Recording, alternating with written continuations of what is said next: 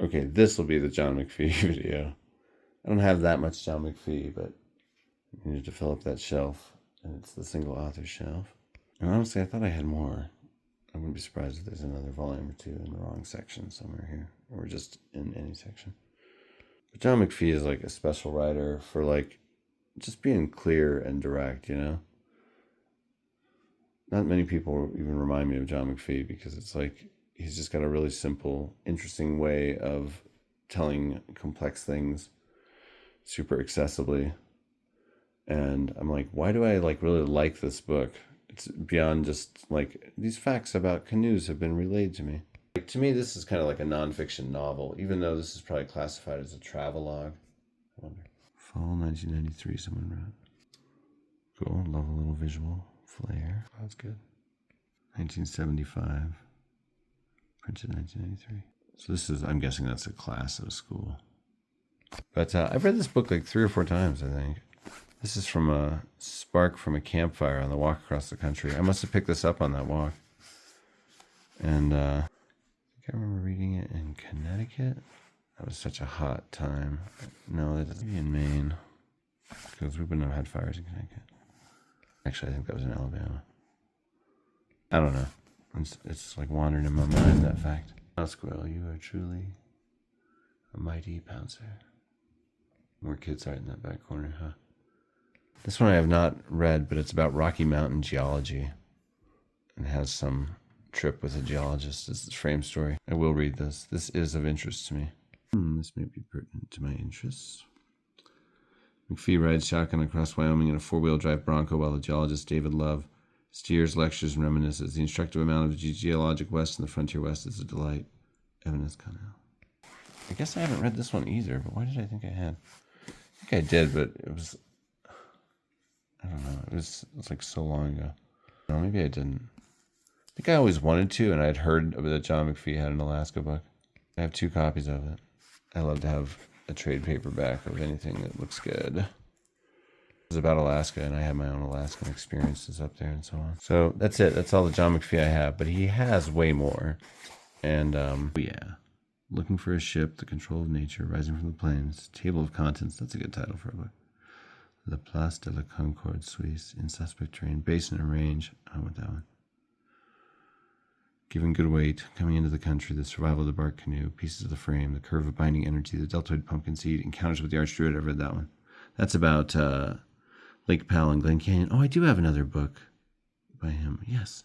Yeah, it was in the Lake Powell section. Looky here. Happy day. I'm rich in John McPhee books. I'm like lower middle class in John McPhee books.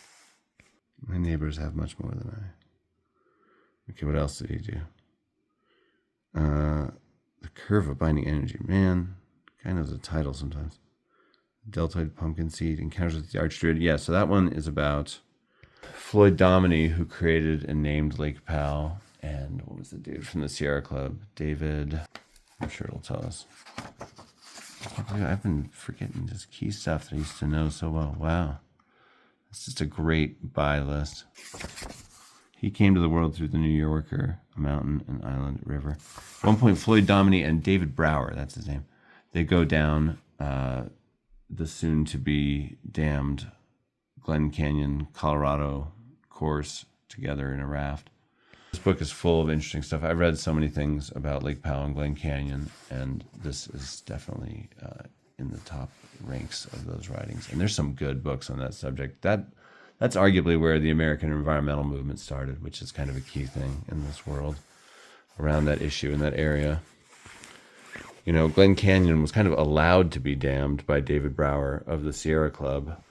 Like, Lake Powell is almost more his fault as anyone's. I mean, like, there was this other area nearby, Dinosaur National Monument, and in exchange for the government leaving that one alone and not flooding it, Brower said the Sierra Club wouldn't put up a big fuss about Glen Canyon, which he had heard of but never been to. And then he went and saw it because everybody that knew it and loved it was like, we call it the Grand Canyon's lovelier sibling for a reason. You know, a gentle waterway as opposed to the Grand Canyon's rapids, beautiful glens and coves and amphitheaters, everywhere. It's a canyon world around Glen Canyon. It really is one of the most amazing places when you encounter any part of it.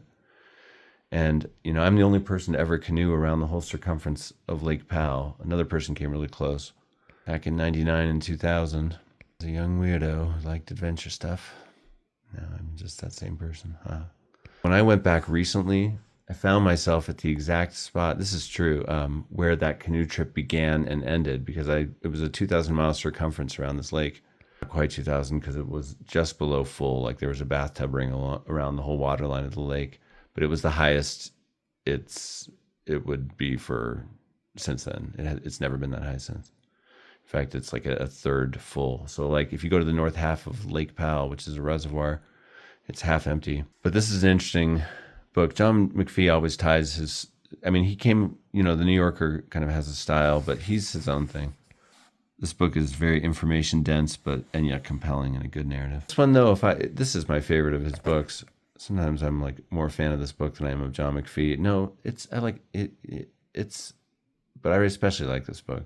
I want to read all the John McPhee, honestly. He's a good writer. He writes about topics that are part of my story and context. The guiding word for me in my work is mega context. So I love to know it all, I want to bring it all in. Because that's just a more exciting world to be in when you're imagining yourself in a world, whether it's fictional or nonfiction. It's just a big, giant, complete one that's interesting in every direction, at every level. This is about this alcoholic guy who makes traditional style kayaks in the traditional methods.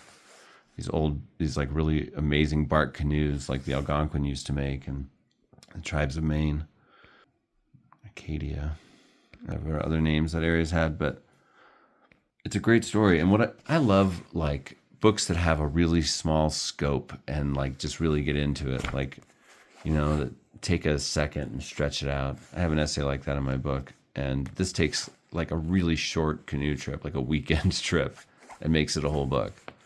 And so you get a lot of thought, detail, history, context, framing, questioning. It's just really interesting. And you also have this beautiful natural setting through it all. And like, I don't know, travel writing can definitely be banal, but it sure doesn't have to be. Like, this is a nonfiction novel, and it's a classic one. I love this book, Survival of the Bark Canoe. I don't think he would call it a nonfiction novel. He'd probably call it a book-length essay, I bet. Or maybe a work of travel writing / cultural studies. Books will tell you up there where it's categorized. Not the Noonday Presses. Well, I feel like I just got richer in John McPhee books because I found that one. I knew there were more in the collection. There's still yet another, I believe. Like, I think I have Basin and Range. I would not have gotten rid of John McPhee. I don't know. But then again, when I got rid of the collection was purged in stages. And at first, the driving thought was, I'll just get rid of all of them. I'm just going to free myself, not be a hoarder. Not that a book collection is a hoard. I really think it's different because you're preserving information alive in the world. It's true. That quote in that old book we looked at in the vintage section is true. The best university is a collection of books. Carlyle. But at first I was like, I'm just going to get rid of them all. So I let some friends come over and just take whatever they wanted. And I'm realizing, like, I was like, I knew I have Bill Bryson's At Home. I could have sworn I had that. I did have it. And I wouldn't have I would have kept that, in the purge. But it was kind of done in stages. Like, as people started to take stuff, I started to think, I definitely have things I want to keep. And then that expanded to, I'll keep a percentage of the collection. I'm going to keep the best third. And that was like a new guiding principle. And it meant that I was setting things aside. I had already set like a small amount aside, but then I became like, and I could keep track of like by how many cases were empty. I kept moving them and condensing them as I got rid of things and moved the ones I wanted into an area. Anyway, John McPhee, he's got a good style. Let's like read a passage at random. I don't know. I know his books don't have indexes. I think all nonfiction should have indexes. I do. This one's a little marked up. Yeah, well, this was beat up. This was read by all 6 hikers on their walk across the country. Hike for Hope 2001. Yeah. Sketches by the late Edwin Tappan Adney, which convey the beauty, complexity, and variety of the birch bark. Couldn't you close the book? Yeah, I'm like Lauren Isley. I love all things that flow. I'm addicted to water. I come alive like an ancient entity when I'm, just connect with it. When I'm connecting with it. Grandiose, maybe. Who cares? It's just literally true. Binding starting to swivel. That sucks. Oh well. Remember, kids, nothing can be wholly nice. Entropy. Learn it well. Tattooed inside your eyelids. You're living it. Allagash Stream, the highest reach of the river, drops to the head of Chamberlain Lake from the west-northwest. Recrossing the Isthmus Carry, we go in the morning to the mouth of the stream. By noon, we are literally in the water. As it pours toward us, it is too shallow to be paddled, too shallow to be pulled. There's nothing to do but frog it, get out of the canoes, and walk them up the current. If this is the shallow here, it is not in all likelihood going to get any deeper as we go along. Therefore, as the map informs us, the best we can hope for is a 7-mile walk in the water. Well, yeah. This is someone that I would always pick up copies of, that I would see, maybe this video can ultimately just be a little meditation on, it's great to have writers like that oh yeah, if I see that person's name, I'm picking up their books. That's the kind of casual collector I am overall. I always have my eye open, but I don't have to own everything. I'm more like Stephen Wright in the way he talks about his collection of seashells on beaches all over the world. It's so funny. I have a big collection of seashells. Keep it on every beach in the world.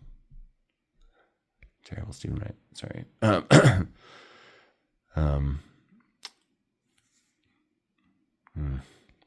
John McPhee. Pretty good writer. Very good writer, I would say. Is he still alive? I should have done some more research. I swear I've been reading things about relevant book things, but John McPhee. This is gonna take some clever architecture putting those back. I like it. John McPhee. Well, I just read today that Bill Bryson has retired from writing. He announced it back in 2020. Now he's just chilling out and recording an Audible book once in a while. He's 74 now. Bill Bryson, you're cool. You ever see this video? You're a good writer and a good guy. John McPhee, you're a very good writer. Don't know you. I've never met you like I've met Bill Bryson. But you're probably cool. All right. This has been some more from the Single Author Shelf. Next up, Howard Zinn. No, wait. Thoreau. Any of y'all fans of John McPhee? Let's hear it. The channel is not doing well number-wise. It doesn't look like anyone's watching. I think I'm talking to myself. I get like a comment once in a while. I don't know, I gotta do hashtags better or something. But I also question my own motivations. Why am I doing this channel? Why talk about books, Am I insane? Just narcissist staring at his own reflection, but it's my Ivan Karamazov brain staring at my own words. Anyway, what's a YouTube channel without an existential crisis? But I appreciate you all, though. I know there are people out there, and I do appreciate you. And also, it ain't about the numbers.